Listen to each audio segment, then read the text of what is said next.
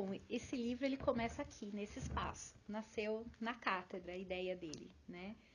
Eu trabalhava como assistente do professor Marx e na época ele estava com um projeto do Imprensa Brasileira, Personagens que Fizeram História. E, né, como assistente dele, ajudei ele com a organização do material, receber os artigos, editar para o livro. E foi muito interessante descobrir que muitos desses personagens que estavam nessa coleção eram tradutores. E eu já cursava a faculdade de letras, já estava fazendo tradução aqui na cátedra, isso me chamou muito a atenção. E aí eu comecei a pesquisar a respeito disso, né? Porque eu acho que todo mundo que trabalha na cátedra fica com essa pulguinha da pesquisa, né? A gente quer descobrir, a gente quer ir atrás da informação.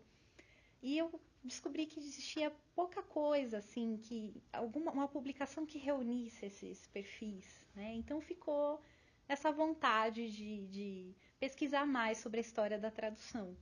E a partir daí eu comecei a fazer isso, mas colecionava essas histórias como um álbum de figurinhas, como um passatempo pessoal meu, né? E ia recolhendo essas histórias curiosas da história da tradução. No ano passado, eu conheci o pessoal da editora Transitiva, que é um selo que publica só livros na área de tradução. Eles vieram me procurar por indicação de uma colega, Ana Júlia Perrotti Garcia. Ah, a Ana Júlia contou que você gosta desse tema de pesquisa e tal, é verdade? O que você tem? Você não gostaria de fazer um livro? Ah, legal, né? Vamos fazer um livro. E nisso, assim, eu e a Andréa, nós já éramos amigas, e ela também gosta muito de pesquisa, e aí a gente sempre ficava trocando essas figurinhas, essas histórias da tradução. E a editora fez uma proposta, falou, a gente quer lançar o livro, mas a gente quer que seja para o ano que vem, então você topa? A gente quer o projeto na mesa segunda-feira. E aí eu liguei para a Andréia, falei, Andréia, eu não vou conseguir fazer sozinha, porque é muita coisa, né? E você topa essa aventura comigo? A Andréia topou, a gente passou o fim de semana fazendo o projeto do livro, mandamos para a editora, na semana seguinte eles ligaram, ó, tá aprovado o projeto de vocês, agora a gente quer esse livro para o ano que vem. E aí foi toda uma aventura da Andréia me ajudar também a coletar dados que faltavam para a gente criar essa linha do tempo, né? A gente queria que tivesse esse viés de história com, né, de onde começou, onde terminou, que fosse uma viagem pelo tempo, né? Então, a Andrea foi à caça desses dados que faltavam e eu fui à caça de alguns dados para complementar aí a escrita do livro.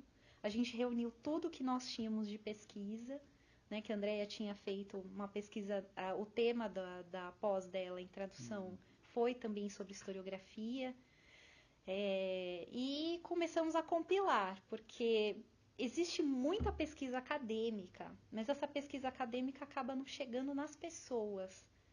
Então, muita gente não conhece essas histórias da tradução. A escrita do livro durou uns 8 meses, um ano, né?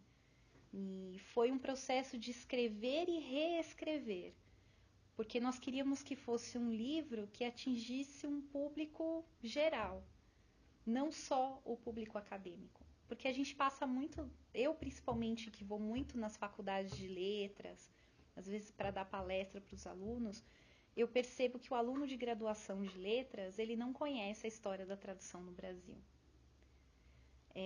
E quando a gente vai nas escolas, né, conversar com professores, também nunca se pensa na tradução como algo importante para a história da nossa sociedade. Em contrapartida, a gente vai nos congressos de tradutores e é aquela choradeira, né? Ninguém se importa com a gente, nós somos invisíveis, né? O cliente não entende que o nosso processo não é uma coisa instantânea, né? Existe um processo, não é fritar pastel, né? Tradução exige muita pesquisa, preparo. Mas existe essa questão que o professor Marx sempre pontua, né? Nós de humanas temos dificuldade de comunicar e contar as coisas que nós fazemos. Então, o maior desejo que a gente queria com esse livro é que tivesse esse alcance de contar para as pessoas, para a sociedade em geral, o que é o trabalho do tradutor e a sua importância ao longo da história. E a gente quis partir desse ponto porque a gente estuda que os portugueses chegaram no Brasil, né? Aqui existiam várias tribos indígenas. Como que eles se falavam? Então ninguém nunca explicou pra gente, né, como que eles se comunicavam, né? E aí, como a gente vai pesquisando isso na história, a gente vê que existia uma preocupação do colonizador com esse respeito, né? De preparar pessoas, de deixar pessoas aqui na costa para que aprendessem as línguas indígenas, para que houvesse comunicação.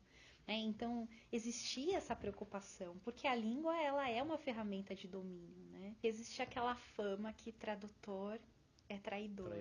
Né? Então, eu li o original porque a tradução ela é sempre ruim. Né? Existe esse preconceito das pessoas com relação à tradução, mas que as pessoas deixam também de entender a importância do tradutor. Né? Quantos livros que nós conhecemos, é impossível nós sabermos todas as línguas do mundo. Né? Nós jamais teríamos lido os romances russos, por exemplo, né? A literatura oriental, para nós seria sempre um mistério. Então, como a gente consegue, o tradutor acaba salvando a humanidade, né, da tragédia da Torre de Babel, né, sendo o grande mensageiro de histórias e de processos e ideias. Né? Então, apesar disso, ele é sempre relevado como algo que não é importante. É interessante a gente observar que as pessoas veem ainda a tradução como um bico, né, como um trabalho complementar e não como um profissional. Então tem muita gente que sai da faculdade de letras e eu não consigo entrar nesse mercado. Mas por quê? A tradução você tem que se profissionalizar como qualquer profissão. O mercado ele está em crescimento, né? A gente percebe que existe até muitas vezes falta de bons profissionais para ocupar determinadas fatias de mercado de tradução, mas falta a profissionalização. Né? Então, não é a faculdade ou a pós-graduação que vão te preparar 100%. Eu gosto de brincar que a área de humanas ela é igual à área de biológicas. Quando você faz medicina, né? Eu terminei a minha faculdade de medicina, eu posso operar sozinho um cérebro? Não. Né? Eu posso fazer uma cirurgia cardíaca? Não.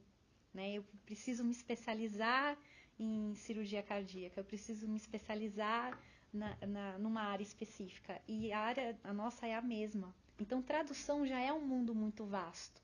Dentro da tradução existe a interpretação, existe a tradução técnica, a tradução literária, a tradução para comunicação, né? A legendagem, a dublagem. Então, são várias áreas. Então, é muito importante, né? A faculdade ela dá os alicerces. Mas é importante depois você definir qual dessas áreas que você tem mais afinidade e estudar muito, fazer pesquisa, participar de congressos, se manter atualizado. Né? Como qualquer área, é importante que você tenha um bom preparo para você ser um bom profissional e se destacar no mercado.